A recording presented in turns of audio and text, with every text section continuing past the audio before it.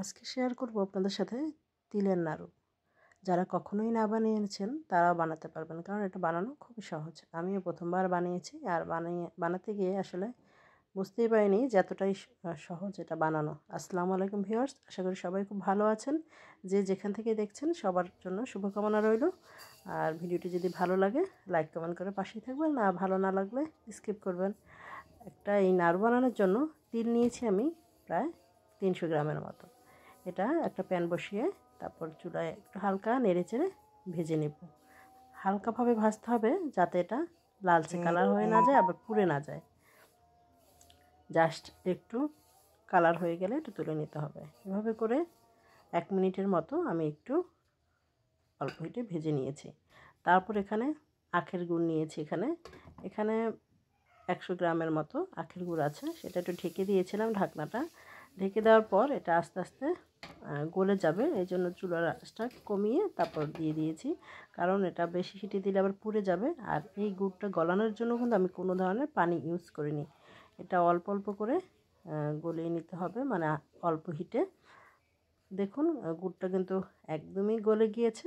এখন একটু দানা দানা আছে, পুরোপুরি গলানোর জন্য অপেক্ষা করব। এই দেখুন গুড়টা কিন্তু অনেকটাই আঠালো আর ঘন হয়ে গেছে। এটা আরও কিছুক্ষণ জাল করে নিতে হবে। আর পারফেক্টলি যখন এটা হয়ে যাবে তখন কিন্তু একটু বোঝা যাবে যে যে এটা একটু আঠা আঠা হাতে নিয়ে দেখতে হবে, বা এটার সাথেও দেখতে পারেন যে কতটা।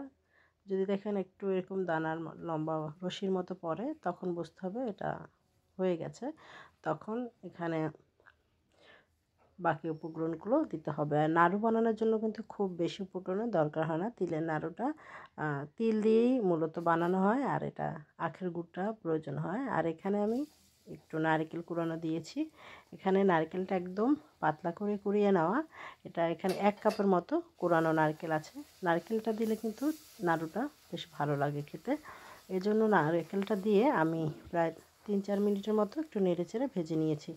তারপর এখানে ভেজে রাখা তিলগুলোকে দিয়ে দিয়েছি। তবে এই তিলটা কিন্তু আপনারা একটু আগে থাকতে ভালো করে ধুয়ে পরিষ্কার করে শুকিয়ে নেবেন।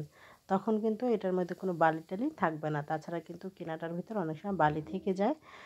দেখা যায় আমি এটা ভাজার পর ভালো করে চেলে নিয়েছিলাম, কিন্তু আমি ধুয়েছিলাম না, এই জন্য একটু সমস্যা হয়েছিল। এই জন্য এটা ধুয়ে আগে থেকে শুকিয়ে নেবেন, তারপর এটা ভেজে নিলে ভালো হবে। এভাবে কিছুক্ষণ জাল করার পর এটা কিন্তু একটা পারফেক্টলি এসে গেছে। তারপর এভাবে করে আমি ছোট ছোট ইসের মতো করে নাড়ু বানিয়ে নিচ্ছি। আর এই তিলটা কিন্তু অনেকটা ঠান্ডা হয়ে যাওয়ার পর কিন্তু বানাতে হবে। একদম গরম থাকা অবস্থায় বানাতে যাবেন না, তাহলে কিন্তু হাতও পড়বে আর এটা কিন্তু হবেও না। আপনাদের পছন্দ মতো এটা শেপ দিয়ে গোল করে বানিয়ে নেবেন। আমার নাড়ু বানানো হয়ে গেছে। দেখতেই পাচ্ছেন কতটা সুন্দর হয়েছে, আর দেখেই কিন্তু অনেক লোভনীয় লাগছে। আর কতটা সহজ বানানো দেখেই তো বুঝতে পারলেন। আর আজকের মতো এই পর্যন্তই। পরবর্তীতে নতুন ভিডিও নিয়ে আবার দেখা হবে। ধন্যবাদ সবাইকে। আল্লাহ হাফেজ।